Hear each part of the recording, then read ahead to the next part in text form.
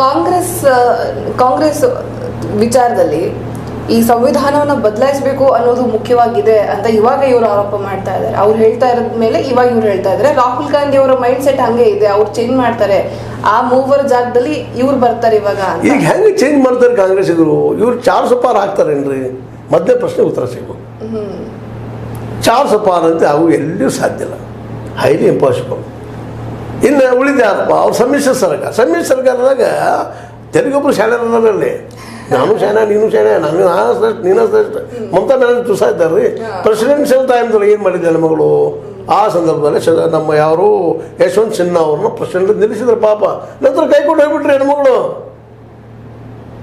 ಇಂಥ ಪ್ರಸಂಗ ಮತ್ತು ಆಳದಲ್ಲಿ ಹೇಳು ನಾ ಕೂಡಿರ್ತೀನಿ ಇಂಡಿಯಾದಲ್ಲಿ ಇರ್ತೀನಿ ತಾನು ಶುರು ಮಾಡಿದ್ದಲ್ಲ. ನಂತರ ಏನು ಮಾಡಿದ್ಲು, ನಾ ಯಾರಿಗೂ ಸೀಟ್ ಹಂಚಿಕೊಡೋದಿಲ್ಲ, ನಾನು 42 ನೆಲಕ್ಕೆ ಅಂತ ಹೇಳಿದ್ರು. ಇವ್ರು ಎಂದಾದ್ರೂ ಸಂವಿಧಾನ ಬದಲು ಮಾಡಕ್ಕೆ ಮತ್ತೆ ಮಾಡಿದ್ರು ಅವ್ರಿಗೆ ಅಪ್ರೂವಲ್ ಕೊಡ್ತಾರೆ ರೀ. ಸಿಂಪಲ್ ಲಾಜಿಕ್ ಇದು. ಹಸಿ ಸುಳ್ಳು ಹೇಳ್ತಾ ಇದ್ದಾರೆ ಅಂತ ಮೋದಿ ಅವರು. ಮೊದಲಿಂದ ಹಾಗೂ ಸುಳ್ಳು ಹೇಳಿದ್ರು ಇವು ಸುಳ್ಳು ಹೇಳಿದ್ರು. ನಮಗೆಲ್ಲ 15 ಲಕ್ಷ ಬರ್ತಾವಲ್ಲ, BPL ಕಾರ್ಡ್ ನೋಡ್ಕೊಂಡು ಕೂತಿದ್ವಿ ಯಾವ ಬರ್ತಾವೆ ಮೊದಲು ನಾವು ಒಂದು ಏನೋ ಪೇಪರ್ ಶುರು ಮಾಡೋದು ಅದನ್ನು ಮಾಡೋದು ಅಂತೇಳಿ.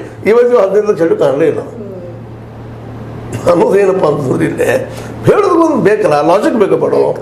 ಮತ್ತು ಈಗ ಹೇಳ್ರಿ ಹೆಂಗೆ ಯಾವ ಆಧಾರ ಮೇಲೆ ಕಾನ್ಸ್ಟಿಟ್ಯೂಷನ್ ಇವ್ರು ಬಂದ್ ಮಾಡ್ತಾರೆ. ಈಗ ನಾವು ಹಿಂದೆ ಇಂದಿರಾ ಗಾಂಧಿ ಅಬ್ಸಲ್ಯೂಟ್ ಮೆಜಾರಿಟಿ ಇತ್ತು.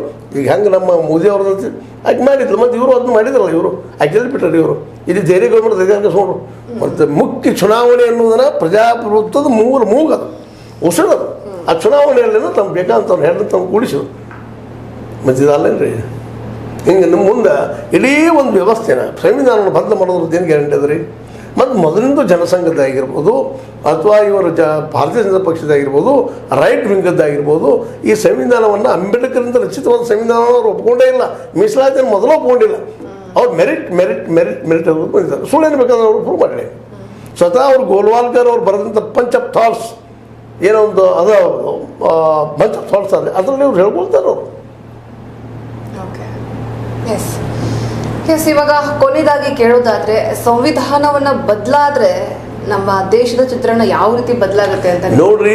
ಸಂವಿಧಾನ ಬದಲು ಮಾಡೋದಂದ್ರೆ ಒಂದ, ಇದು ರಾಜತ್ವ ಕೊಡೋದಂದ್ರೆ ಒಂದು ರಾಜನಾಗ ಕೊಡೋದು, ಡಿಕ್ಟೇಟರ್ಗೆ ಕೊಡೋದಂದ್ರೆ ಒಂದು. ಅದು ನೋಡ್ರಿ, ನಾನು ಅಂಬೇಡ್ಕರ್ ಬರೆದ ಸಂವಿಧಾನ ಶ್ರೇಷ್ಠ ಐತಿ ಅತ್ಯದ್ಭುತ ಐತಿ ನಾನು ಹೇಳಲಿಕ್ಕೆ ಹೋಗೋದಿಲ್ಲ.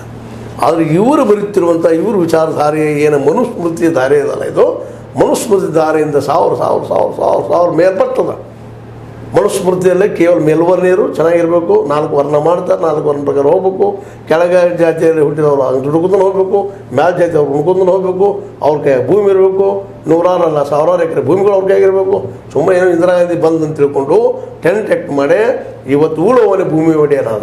ಮತ್ತು ಅನೇಕ ಬ್ಯಾಂಕ್ಗಳು ಬಡವ ತನ್ನ ದುಡ್ಡನ್ನು ಇಟ್ಟು ತೆಗಿಯುವಂಥವಲ್ಲ, ಕಡೆಗೆ ಸಾಲ ಕೊಡ್ಲಿಕ್ಕೆ ಅಷ್ಟೊಂದು ಬ್ಯಾಂಕ್ಗಳು ಅಟ್ಲೀಸ್ಟ್ ದುಡ್ಡು ಇಟ್ಕೊಳ್ಳೋಂಥವ್ರು ಆದರು.